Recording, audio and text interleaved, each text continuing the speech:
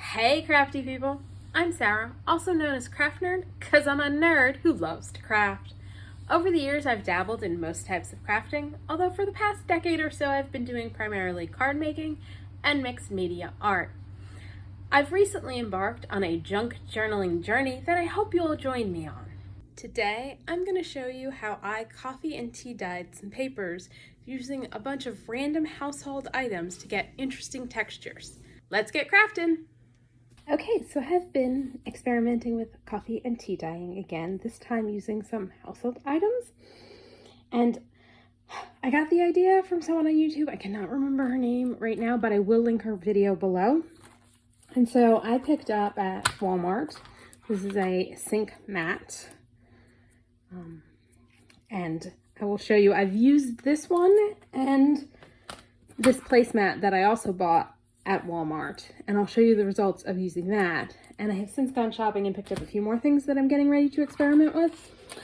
This is a cookie pulling rack. A grill topper for, putting on your grill to cook vegetables and stuff. Figured this would make some very interesting patterns on the papers. Grip liner for, your shelves. Another placemat that I picked up, and it's got, some holes for a weave. And I had something else here a second ago. Found them. They're the easy grips that you use to help you open up jars. So I'm thinking that might make for some interesting patterns on paper. For the two that I already used, the round placemat. So for the first round with the placemat, I used the dregs from my coffee pot, which is what I normally use for coffee dyeing, but I also added a little bit of instant espresso powder to it just to darken it a little bit. And look at how amazing it came out. I just love this. See if you can see all the lovely texture in there. It just came out fantastic. My second round didn't come out as great, but that I think is partly due to the fact that I had to lift up and move it too soon because it wasn't fully dry. Because it was getting ready to rain out and I knew things weren't going to end up drying. I mean, it's still cool, but it didn't come out as good as the first round. So I'm definitely going to play with this some more, see if I can get better results. For the kitchen sink mat, the first time I did it, I didn't realize that on the underside, I don't know if you can see, there are little feet, so it didn't lay flat on the paper. So my first round with the coffee, I had a lot of seepage underneath happening. I mean, it's still cool, but it wasn't what I was expecting because I didn't realize it had feet until I washed the mat off. But the second time I did it, look at that. Is that not cool? And for this I used, and I don't know how well the color is showing up on screen, Biglow, I think Rejuvenate might be the brand, but it's a blueberry and aloe, and the color is just amazing. It is my new favorite tea for dyeing. It just came out fantastic.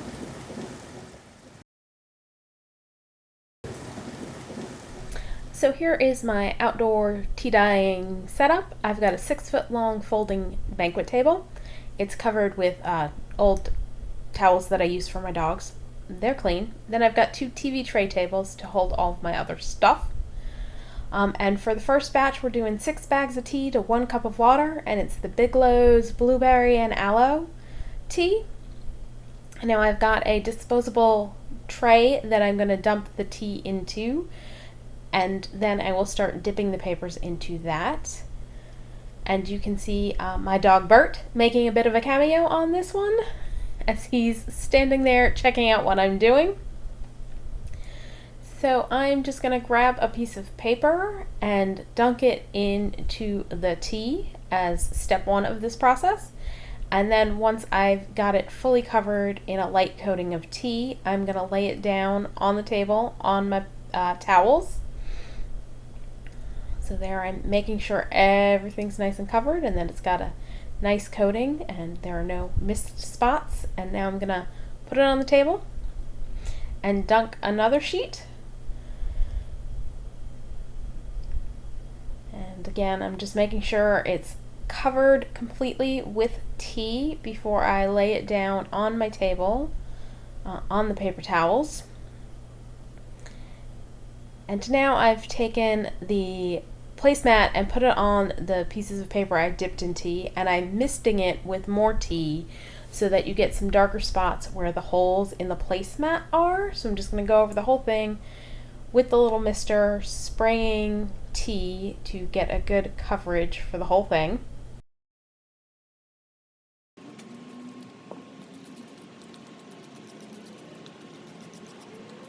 And now I'm going to lay a plain piece of paper on top so that it can soak up the tea that's sitting on top of the placemat and get a pattern on it. And those have not been dunked in any tea. Now for this one, I've already dunked the papers in the tea and put the mat on top. And again, I'm just spritzing over the top with tea in a spray bottle. And here I'm using my hands to just sprinkle some more tea on top, which will then seep through the holes in the mat.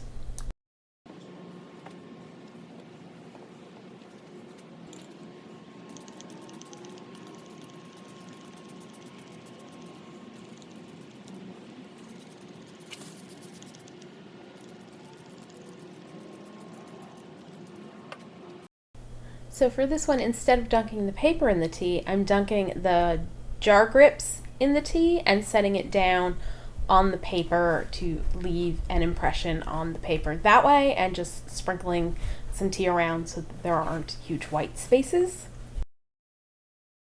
Since I have a whole bunch of tea left over, I'm just gonna dye some additional papers the regular way that I dye papers, and I'm gonna take a paintbrush here in a second and just use it to slather tea on the paper. The nice thing about using the paintbrush is you can get a thinner layer of tea on, so if you're using a thinner paper, it's less likely to tear.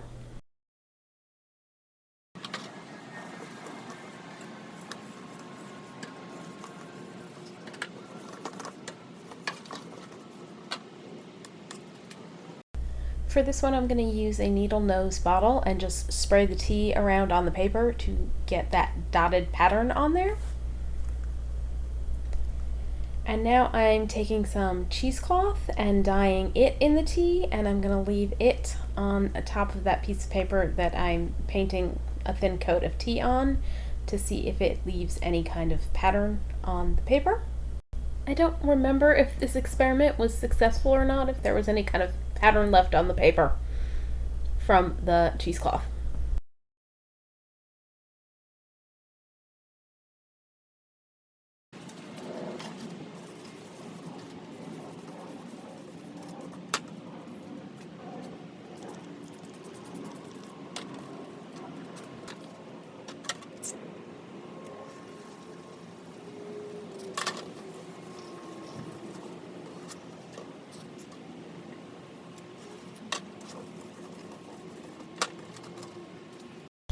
Here I'm dyeing some of the Rolodex cards, which always creates really interesting effects color-wise when you tea dye them, and this one I'm crumpling up so that I can have some indentations on it where I can leave the tea to pool, which will get darker areas on it.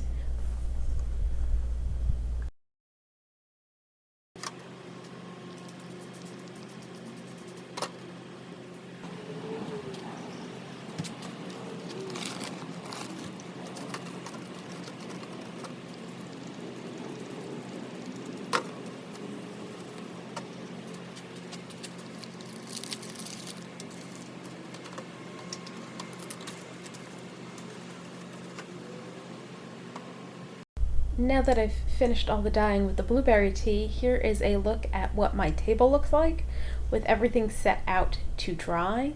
Now if it's a particularly windy day, I will take out small Rubbermaid containers and fill them with water and use them as weights on the papers to keep them from blowing away. So we're moving on to the Biglow Orange and Spice Tea. That's 5 bags to 1 cup of water. Those dots I think are from the paper touching a damp jar grip before I dipped it in the tea.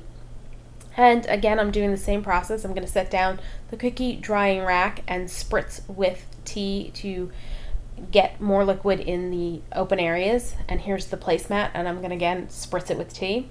And on this one, I am going to add a piece of paper that I dunked in the tea on top to also pick up the tea that got spritzed on top of the mat. And you'll see me do that here in a second. There we go. So that piece was dunked in tea. I'm going to put a piece of loose leaf on top of the cookie sheet and then spritz it a little bit. And here's that sink mat that I'm going to spritz again. And as with everything else, going to add a piece of paper on top of that to collect the teas that are sitting on top of the mats.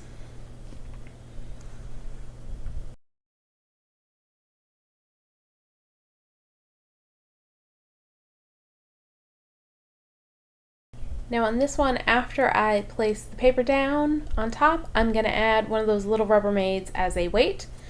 And here, instead of dipping the mats this time, I dunked the paper in the tea and I'm spritzing the tea on top.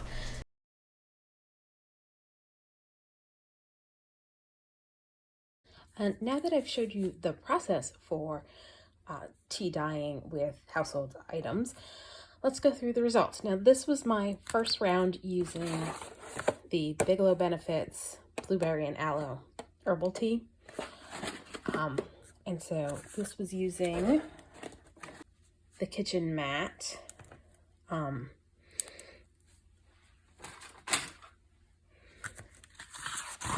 it came through really great. And I don't know if it's showing up on the video, but it is a lovely blue color. It looks, on my screen, it's looking a little gray. Hopefully in the final edits, it will look more blue because it is a lovely blue color. I love this color. These were the ones that I ended up having to move before they were fully dry because it was getting ready to rain outside. And so this was the round placemat. Then I did another round with the round placemat. And then I realized there was, because I was spraying liquid on top of the placemat, so I placed these papers, you saw me do this, on top so they could absorb some of the liquid. And while they were face down, I kind of dribbled some so that there'd be some interest on the back of the pages. This was done using this screen for your grill. So that came out pretty good. Something I did notice, I did some of the dyeing on Friday and Saturday where our temps were in the 80s and they came out great.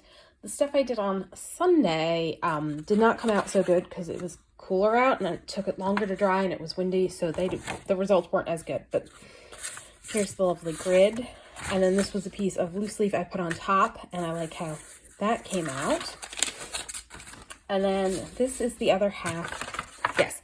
So I did these on Saturday together, and I don't see where I stuck the piece with the mat, the shelf liner. And it's a really cool pattern. It may not be the crispest design like with the round placemat, but I really like the effect you get. And then you'll remember this is the one where I dipped the little jar grip things in and put it down. So it's kind of an interesting look, and I'll show you the results in a minute where I put them down and then sprayed. So in addition to doing that, I did some just regular dyeing with this tea because, oh my goodness, I love the color. So I'll just show you the results of that. So these are some doilies that I did. Coffee filters, index cards. These are for my Reader Digest book that I've pulled apart, and I just love the color I got on those. I feel like this maybe wasn't the Biglow blueberry tea. The loose leaf. And then this, again, it's, I don't know if it's showing up, but it's a lovely purpley blue color. So I absolutely love Biglow tea. And then here are my favorites. Like, look at the beautiful purples. I think that one's from a different batch. A beautiful color on the Rolodex cards. I just love these Rolodex cards. The way they dye, it's so amazing.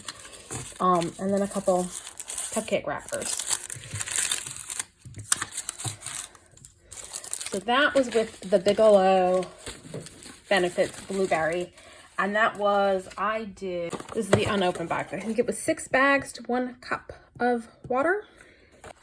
And the next batch is Biglow Orange and Spice. And I did 5 bags to a cup of water. And then after I did the dyeing and I was like, I remembered liking this color more than I do this time around.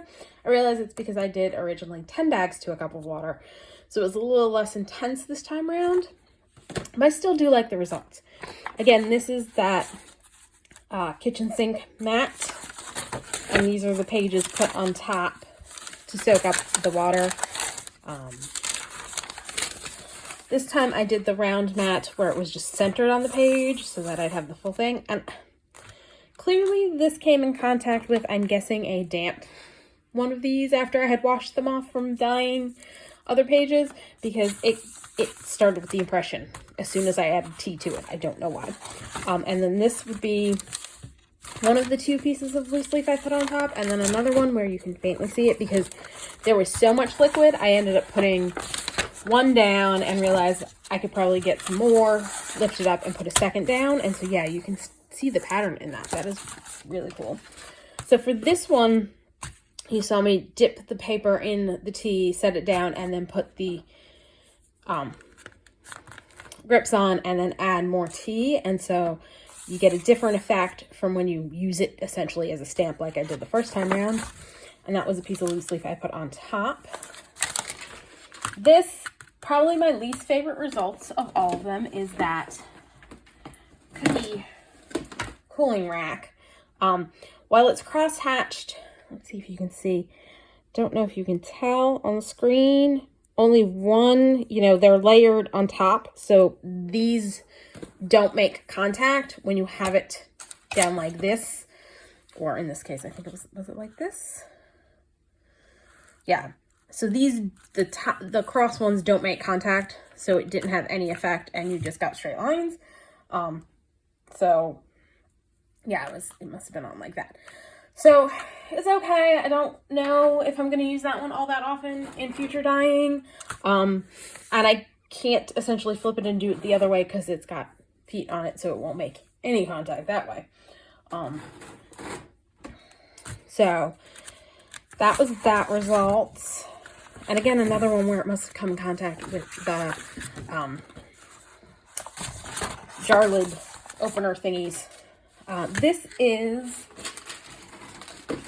this placemat. So I really like the results I got with that. The grid going on is kind of cool.